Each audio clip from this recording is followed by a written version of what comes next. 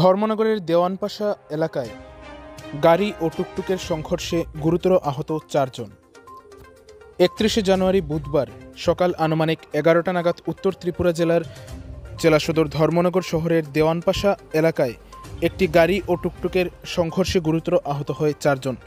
জানা যায়, দেওয়ানপাশা এলাকায় একটি টুকটুক হাফলংয়ের দিকে যাচ্ছিল, আর তখনই ধর্মনগর থেকে কালিকাপুর জেলের উদ্দেশ্যে যাওয়া জেলের একটি গাড়ি একই রাস্তা দিয়ে যাচ্ছিল, আর দেওয়ানপাশা এলাকায় আসলে জেলের গাড়িটি দ্রুত বেগে টুকটুকের পেছন দিকে ধাক্কা দেয় এবং এই ধাক্কার সাথে সাথে টুকটুকটি উল্টে যায় এবং টুকটুকে থাকা যাত্রী সহ টুকটুক চালক গুরুতর আহত হয়।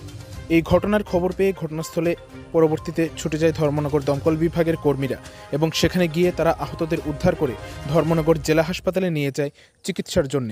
বর্তমানে ধর্মনগর জেলা হাসপাতালে আহতরা চিকিৎসাধীন।